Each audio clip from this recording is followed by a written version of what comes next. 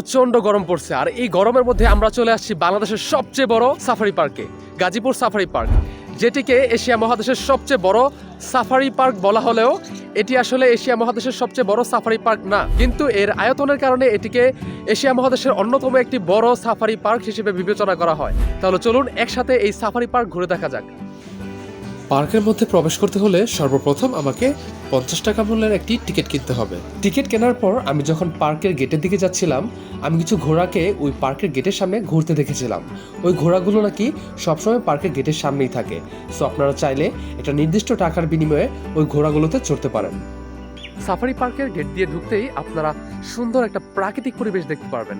আশেপাশে অনেক গাছ, অনেক সুন্দর সুন্দর রাস্তা এবং গেটের সামনে একটা জায়গা যেখানে সম্পূর্ণ পার্কের একটা ম্যাপ দেওয়া আছে, হাতে বানানো ম্যাপ। দুর্ভাগ্যবশত সেটা বন্ধ থাকার কারণে আমি আপনাদের ম্যাপটা দেখাতে পারলাম না, বাট আশেপাশের ভিউটা দেখেন, সত্যি অসাধারণ।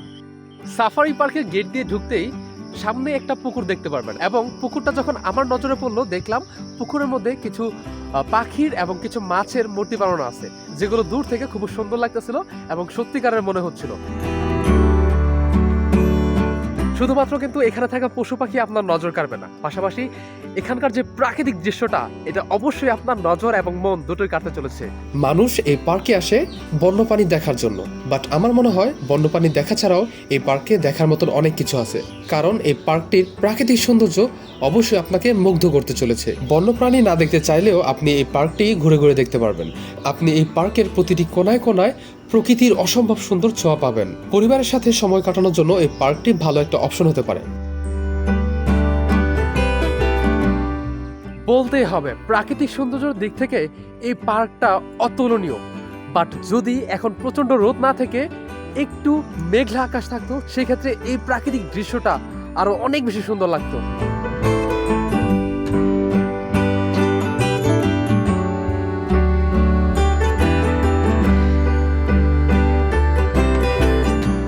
ওইদিকে হলো কোর সাফারি, আর এখানে হলো পাখির সাফারি। পাখির সাফারি না, মানে পাখি অন্যান্য জিনিস এখানে রাখা হয়েছে।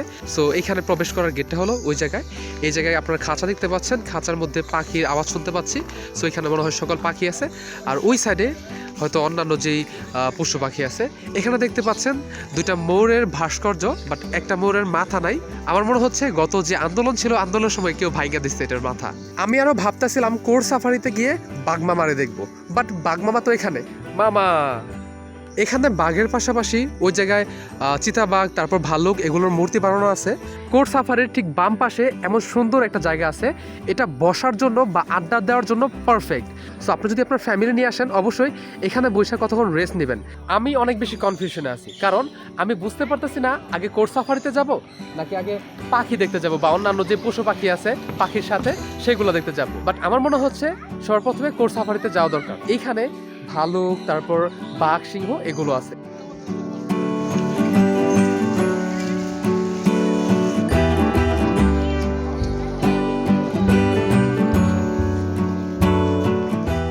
এটা আমাদের কোর সাফারির টিকিট নিয়ে নিলাম 150 টাকা মূল্যের। সো আমাদেরকে এখন সামনে থাকা লাইনে দাঁড়াতে হবে।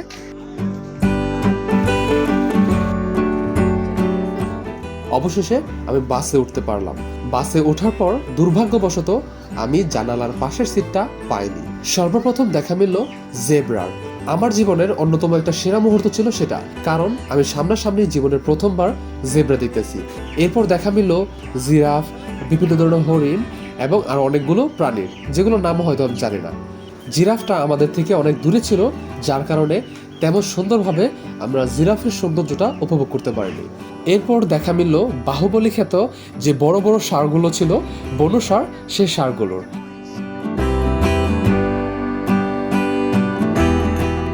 ভালুক দেখার পর আমাদের বাসটি একটি গেটকে অতিক্রম করে তারপর সিংহের সাফারির মধ্য দিয়ে যাচ্ছিল। জীবনের প্রথমবার আমি সামনাসামনি সিংহ দেখেছিলাম। কেশরওয়ালা সিংহ যে সামনাসামনি এত ভয়ঙ্কর হয়, সেটা না দেখলে আমি কখনো বুঝতে পারতাম না। আমরা সবাই অধীর আগ্রহে বসেছিলাম বাঘমামাকে দেখার জন্য, কিন্তু প্রচন্ড গরমের কারণে বাঘমামা অনেক দূরে বসে বিশ্রাম নিচ্ছিল, যার কারণে অত ভালোভাবে আমরা বাঘমামাকে দেখতে পাইনি। কোর সাফারি ঘুরে আসার পর এখন আমরা আছি সাফারি কিংডমের সামনে। তাহলে চলুন এবার সাফারি কিংডম ঘুরে দেখা যাক।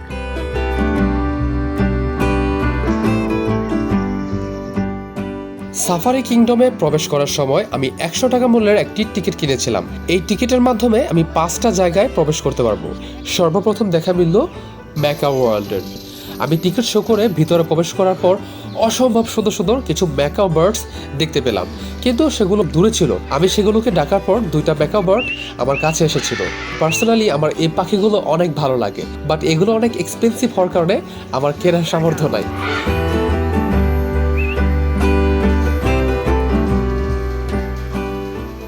এইখানে একটা ম্যাকাও আর ওইখানে 2টা ম্যাকাও, এই 3টা ম্যাকাও এখানে আসা বাইরের দিকে দেখতেছে, বিকজ তারা হয়তো বাইরে যেতে চায়। ম্যাকাও বার্ডসের খাঁচার পাশেই আরও একটা খাঁচা আছে, যেখানে আরও অনেক ধরনের পাখি ছিল, যেমন কাকাতুয়া, টিয়া আর অনেকগুলো, যেগুলোর নাম আমি জানি না। এবং সেই পাখিগুলোও দেখতে অনেক সুন্দর ছিল। সবাই সেখানে আসার পর ছবি তোলায় অনেক ব্যস্ত হয়ে পড়েছিল, কারণ সবাই চাচ্ছিল এই সুন্দর সুন্দর মুহূর্তগুলো ক্যামেরায় ধারণ করে রাখতে। ম্যাকাও ওয়ার্ল্ড থেকে বের হলেই আপনাদের চোখে পড়বে ফিশ ওয়ার্ল্ড, এবং একইভাবে ফিশ ওয়ার্ল্ডের প্রবেশপথে আপনাকে টিকিটটি শো করতে হবে, এবং আমিও টিকিটটা শো করে তারপর ফিশ ওয়ার্ল্ডে প্রবেশ করলাম। এই মাছগুলোর মধ্যে অনেকগুলো মাছ আমি আগেই দেখেছিলাম, আবার কিছু কিছু মাছ ছিল যেগুলো আমার কাছে নতুন ছিল, এবং প্রত্যেকটা মাছের নাম এবং তার সম্পর্কে তথ্য উপরে দেওয়া ছিল। আমাদের সামনে আছে এখন প্রজাপতি গার্ডেন, বাট আমরা যেই টিকিটটা আগে কিনেছিলাম সেই টিকিটের মধ্যে এই প্রজাপতি গার্ডেন ভ্রমণ নেই। এই প্রজাপতি গার্ডেন ভিজিট করার জন্য আমাদেরকে 40 টাকা দিয়ে একটা টিকিট কিনতে হবে। প্রজাপতি গার্ডেনে ঢুকতেই হাতের বাম দিকে একটা ঘর আছে। প্রজাপতি কিভাবে জন্ম হয়, এছাড়াও প্রজাপতি সংক্রান্ত অনেক তথ্য আপনারা সেই রুমে পেয়ে যাবেন। এই রুম থেকে প্রজাপতি সম্পর্কে অনেক কিছু জানা ও দেখার পর আমি পরবর্তীতে থাকা প্রজাপতি গার্ডেনে চলে গেলাম।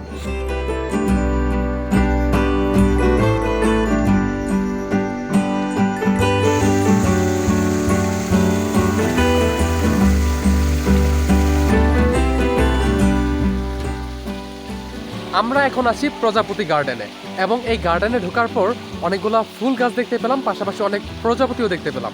এছাড়াও একটা ঝর্ণা দেখা মিলল। এটাকে প্রজাপতি গার্ডেন না বলেও শুধু গার্ডেন বললে আরো বেশি সুন্দর হতো, কারণ এখানে প্রজাপতির চেয়ে ফুল বেশি দেখা যাচ্ছে। এখানে আশেপাশে আপনারা অনেকগুলো বসার সিট পেয়ে যাবেন, চাইলে এই সুন্দর জায়গার মধ্যে রেস্ট নিতে পারেন।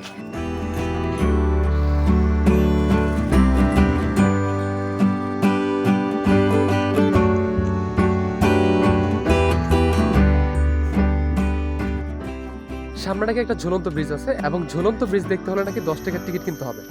কি আর করার, এই জন্য 10 টাকা দিয়ে একটা টিকিট কিনে নিলাম।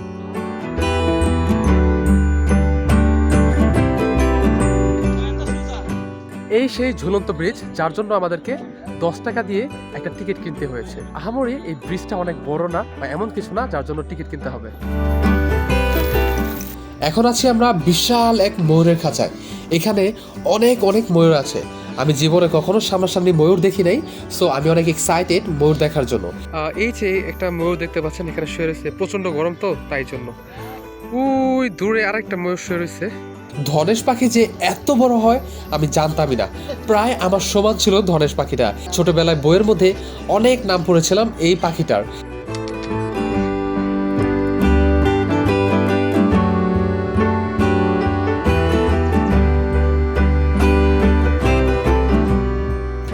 এটার মধ্যে মূলত শকুন রাখা হয়েছে।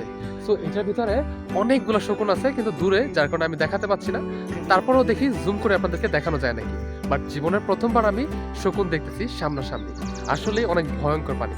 বলা হয় এগুলো নাকি মানুষের মাংসও খায়, ইভেন অন্যান্য বড় জীবজন্তুরও পচা মাংস খায়।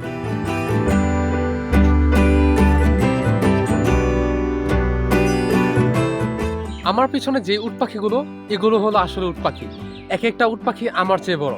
এগুলোকে দেখলে আসলে ভয় লাগে, এবং মনে হয় যে আমরা মুভিতে যে উট পাখিগুলো দেখি আসলে এগুলো সেই উট পাখি।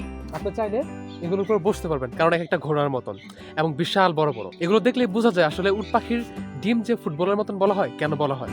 আমরা এখন চলে আসছি অজগর সাপ দেখতে, বাট অজগর সাপের খাঁচাটা এমনভাবে বানানো ছিল যে বাইরে থেকে অজগর সাপটাকে দেখতে অনেক কষ্ট হচ্ছিল, এবং আমি অনেক কষ্টে অজগর সাপটা দেখতে পেরেছি। অজগর সাপ দেখার পর আমি দেখতে চলে গেলাম ঘড়িয়াল।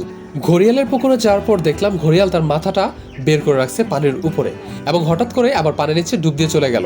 এরপর আমি চলে গেলাম কুমির দেখতে। কুমিরটা শুয়েছিল, তখন এক ভাই বলল, ওই দেখ মরা কুমির চাইয়া রয়েছে। সো আমি তাকে বললাম, ভাই মরা কুমির আবার চাইয়া থাকে কেমনে? তখন আশেপাশে থাকা সবাই হাসা দিচ্ছিল।